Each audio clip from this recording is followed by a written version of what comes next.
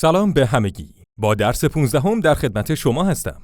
امروز میخوایم یاد بگیریم چطور پیشنهاد بدیم یا دعوت کنیم. این عبارت‌ها به شما کمک میکنه که دوستانتون رو برای انجام کاری دعوت کنید یا پیشنهاد بدید. یکی از ساده ترین روش‌ها برای پیشنهاد دادن استفاده از let's هست که به معنی بیایید. این عبارت وقتی به کار میره که میخواید کسی رو به کاری دعوت کنید. مثلا Let's go to the park. Let's go to the park. یعنی بیایید بریم پارک. Let's watch a movie. Let's watch a movie. یعنی بیایید یه فیلم ببینیم. حالا شما امتحان کنید. بگید let's و کاری که میخواید پیشنهاد بدید رو اضافه کنید. How about یکی دیگه از راه‌های پیشنهاد دادن هست که برای دعوت یا پیشنهاد فعالیت به کار میره. این عبارت معمولاً همراه با فعل به اضافه ing میاد. مثلا How about going to the beach? How about going to the beach? یعنی چطوره به ساحل بریم؟ How about having dinner together? How about having dinner together? یعنی چطوره با هم شام بخوریم؟ شما امتحان کنید. بگید how about و فعالیتی که دوست دارید پیشنهاد بدید رو اضافه کنید. یکی دیگه از عبارت‌های مفید برای پیشنهاد دادن why don't we هست. این عبارت به معنی چرا نکنیم هست و وقتی به کار میره که بخوایم به صورت دوستانه و غیر مستقیم پیشنهاد بدیم. مثلا Why don't we go for a walk? Why don't we go for a walk? یعنی چرا یه پیاده روی نکنیم؟ Why don't we study together? Why don't we study together? یعنی چرا با هم درس نخونیم؟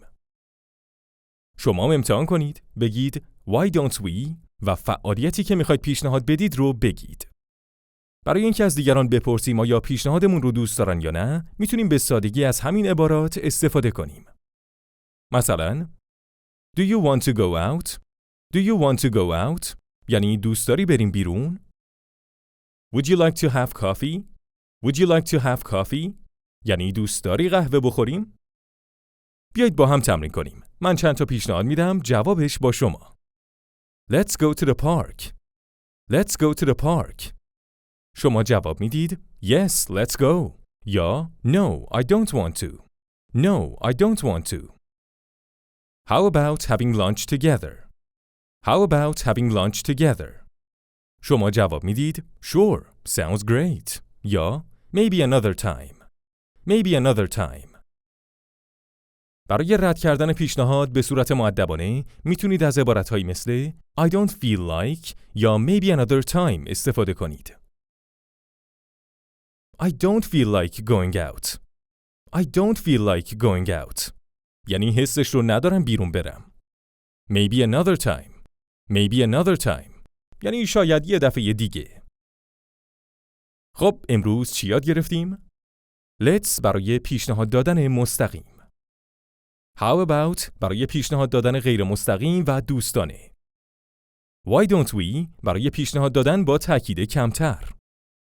این عبارت‌ها بهتون کمک میکنه راحت‌تر پیشنهاد بدید یا دوستانتون رو به فعالیت‌های مختلف دعوت کنید. از حالا تا درس بعدی این جمله‌ها رو تمرین کنید و ببینید چطور میتونید پیشنهادات جالب بدید. راستی اگه از این ویدیو خوشتون اومد لطفاً ویدیو رو لایک کنید و دکمه سابسکرایب رو هم بزنید تا درس‌های بعدی رو از دست ندید. تازه اینکه چیزی نیست، ما بات زبانخوان رو تو تلگرامم داریم که با بازی کردن میتونید سریعتر انگلیسی یاد بگیرید. خوشحال میشم نظرتون رو هم بدونم. تا درس بعدی خدا نگهدار.